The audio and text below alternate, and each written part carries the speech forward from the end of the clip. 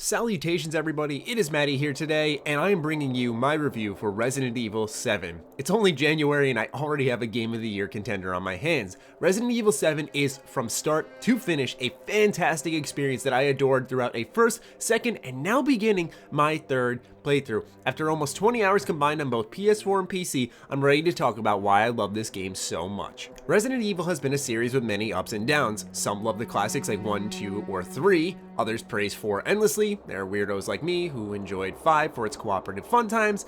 Then there is 6, which we pretend really never happened. 7 takes the main series in the first-person perspective for the first time ever, as we play as Ethan, a protagonist who has balls of steel as he travels to a completely frightening manor in Louisiana after discovering who his presumably dead girlfriend isn't so dead after all. The switch to first person adds an immersive touch, and I say that as someone who has not tried this title on VR. Getting up close and personal with the molded or one of the Bakers is a consistently terrifying experience. Those who have played Resident Evil Revelations will be a bit more familiar with the first-person shooting in RE7, and it feels great, especially when blasting the molded to death with a powerful shotgun.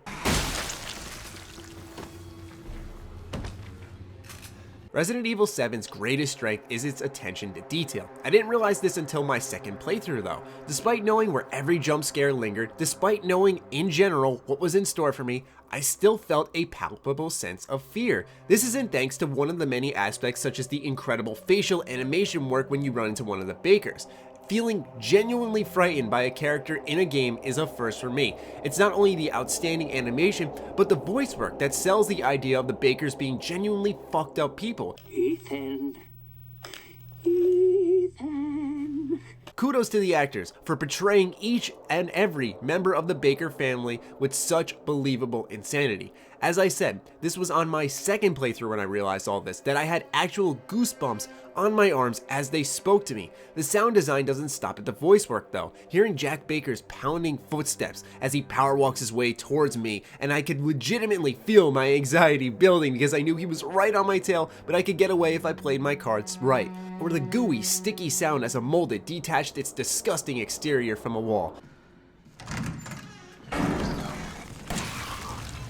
The scary stuff isn't only where the attention to detail lies. When shooting my G17, streaks of smoke emit from my barrel. Slashing Jack Baker's back with my knife actually leaves permanent cuts in his shirt. Or the utter silence in the manor, aside from each floorboard creaking with my every step. All those moments and more culminate into a believable experience that is sure to immerse any gamer. Praise temporarily aside, I'll admit that I felt this game had a bit of an identity crisis at times. It felt like the first hour was trying to be Outlast, and it was a long while before I shot anyone. But on the other hand, during those moments, the framework for the story was being established as the game introduced you to its exquisite cast with good pace. Overall, I'm not complaining, because after that, the game is good old Resident Evil. Every bullet counts, be sparing with all your items, and adapt to the situation handed to you if you find yourself with little to fight with. This mastery of shortage in supplies but having just enough to fight on is something that should never be underappreciated. Striking that balance can be awfully tough, and Capcom nailed it. We briefly touched on it, but let's dive into the story a little more.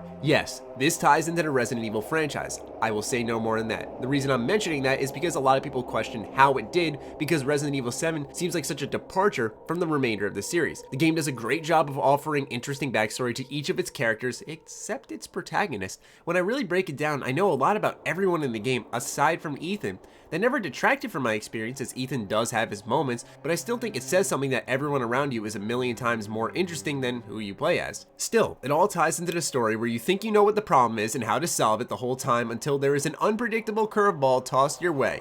After the credits roll and you fire up a second playthrough, you'll appreciate the multi-layered writing the game has, where in your first playthrough it had one meaning, but in the second it takes on a whole different level. Overall, if you couldn't tell, I can't recommend Resident Evil 7 enough. Tells a story that intrigues, has emotion, and actually offers a choice at one point leading to multiple endings. Its gameplay is consistently intense, leaving my controller feeling a little more soaked than I'd like to, and its attention to detail is something I'll be using to compare to other single-player titles for a long while. The sound design is wondrous. The value of the title comes through multiple playthroughs, where things can even alter during your Madhouse difficulty, offering new collectibles, puzzles, and so on.